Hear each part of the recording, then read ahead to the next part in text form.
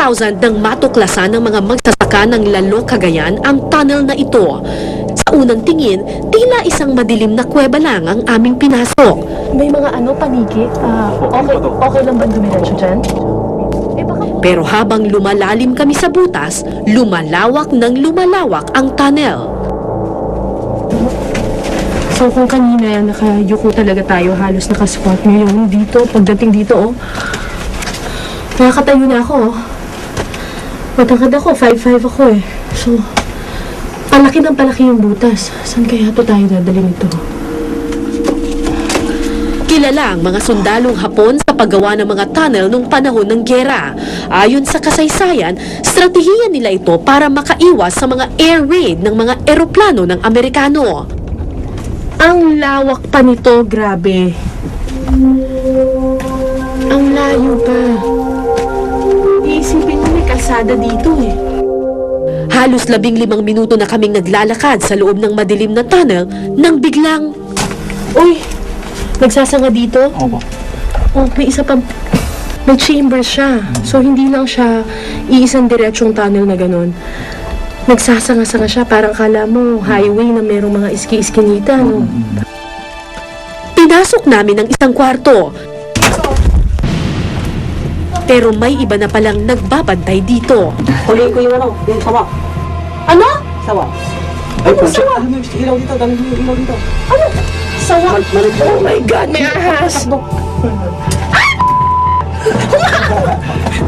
Lawan nyo kasi. Oh no. Okay. So, isa lang ibig sabihin nito, may ahas doon. Lalabas na tayo, mali yung napuntahan nating chamber.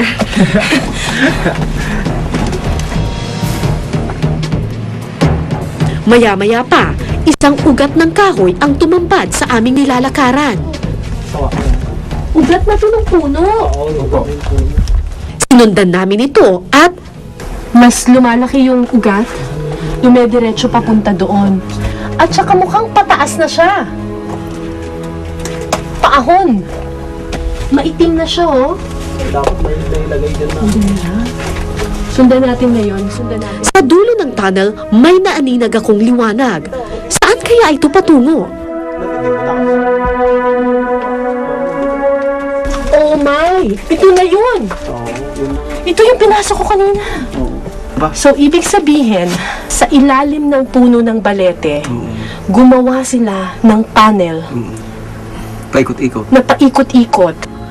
Sinubukan kong pasukin ang maliit na lagusan. Uba. Dahan-dahan lang. Oh my God, ito na yung exit. Sumunod naman si Sergeant. Ito na yung labasan ng kuweba. Halos lamunin ako sa laki ng mga ugat. Kung di ako nagkakamali, ito rin ang higanting puno ng balete na nakita ko kanina. Sige, subukan natin itong akyatin. I'm very sure na kung inakyat ko to, lalabas ako sa... Ayan na nga, lalabas nga ako dun sa puno ng balete.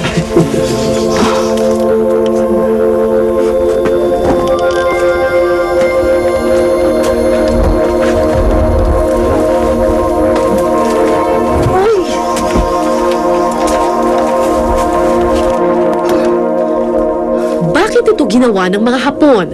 Simpleng taguan nga lang ba ito nung panahon ng digmaan? O may mas malalim pang sikretong nakabaon?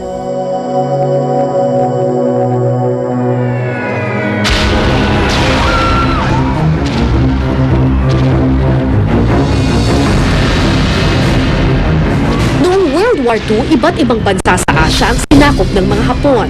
Ayon sa mga historian, kasabay ng pananakop, pinagnakawan din umano ng mga Hapon ang mga bansa tulad ng Korea, China, Taiwan, Malaysia, Burma at Singapore. Kinamkam daw ang ginto ng mga ito, gold bars, gold coins, pati raw mga golden Buddha. Kung saan ito dinala, hanggang ngayon ay di pa rin matiyak. May mga alamat na nagsasabing dinala umano sa Pilipinas ang mga ninakaw na ginto. At nang matatalo na raw sila ng mga Amerikano, ibinaon daw ng mga Hapon ang ginto sa iba't ibang parte ng Pilipinas. Ito ang mga kinuwento ng mga Pilipinong naging saksi umano sa pagbabaon ng mga ginto.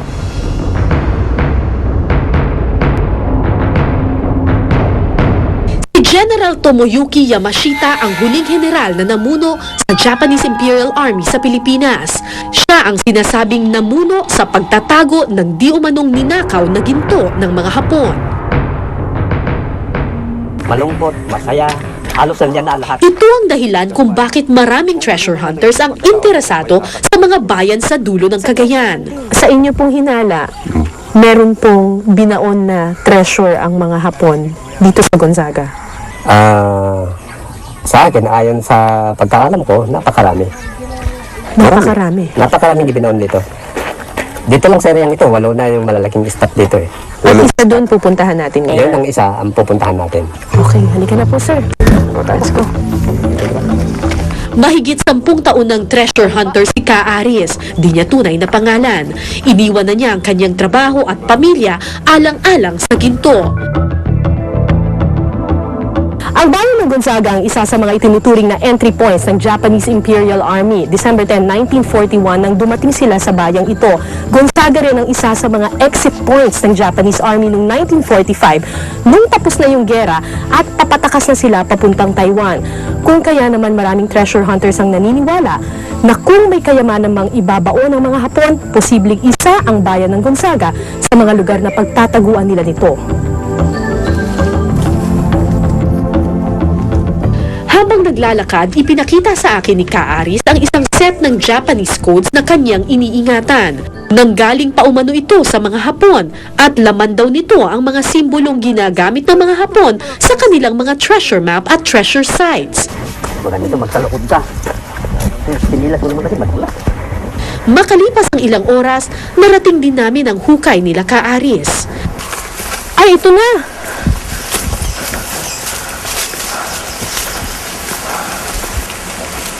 Wow! Paano niyo po nalaman na dito maghuhukay? Ayon sa ano yan eh, base sa mapa. Kasi itong ilog. May ilog daw, May ilog. tapos Yung natumbang naroon na may naral na nakakano. may puno na malaki. Oo, nanara yun. Oo. Ayun yung tawag, puno na yan. Ay, ayun! Ayun yung puno! 3 hukay ang nakita ko sa lugar. Ang nasa ilalim ng puno ng nara, isang maliit na balon na puno ng tubig, at isang malalim na abandonadong hukay. Ito yung unang butas na hinukay ng grupo. May kasama pa raw silang American treasure hunter noon. 55 feet ang lalim ng hukay na ito. Pero pagkatapos daw ng 6 na buwan na paghukay, tumigil din sila. Matapos raw mamatay ang isa sa kanilang mga kasamahan dahil sa hukay na ito. Sa kwento ni Ka Aris, may mga misteryosong bote umano silang natuklasan sa gitna ng kanilang paghuhukay. Nung matamaan yung ano na yun, sumingaw siya. May sumingaw? Oo, sumingaw na kuhuni yun eh. Gumano yun. Eksaktong na amoy niya yung yung cyanide. Parang gas. Oo, yung gas na yun. Doon na siya Mabuti na lang kamo. Dito na lang siya bumagsak. Hindi na bumagsak pa sa baba. Namatay agad? Namatay. Animoy eksena sa pelikula. May poison gas nga ba talaga noong mga panahong iyon?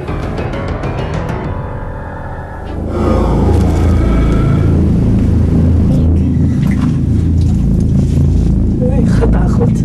Nang puntahan ko ang pangatlong hukay, mas maliit at mas masikip ito. Yan. Diba? Yan. So kuya, gano'n na po kalalim itong kinalalagyan natin? Ilang feet na po ito? Mula dyan sa ibabaw, kung hanggang dyan sa ground level, Oo. ay nasa 12 feet na ito. Masangsang ang amoy sa ilalim ng lupa.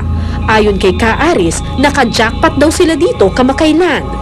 Akala ko ginto ang ibig niyang sabihin, pero isang makinis na bato ang ipinakita niya sa akin. Ay, ang bigat. Yan. Ito, rectangle siya. Ayan. Itong rectangle na ito, ibig sabihin, pagka dyan sa treasure code, Oo. ay may nakatagong kayamanan dyan sa ilalim. Nasa ilalim niya.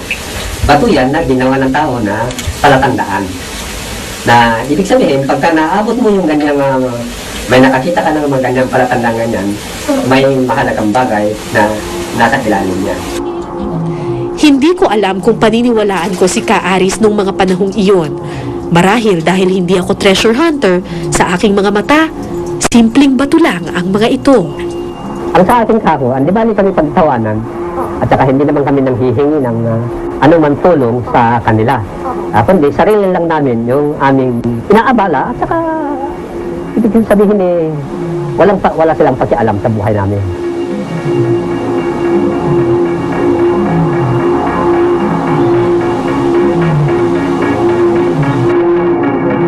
Akala nila yung treasure is parang ano lang, imagination lang. Pero meron kasi mga proofs kami na talagang meron. That it exists. Yes, that it exists.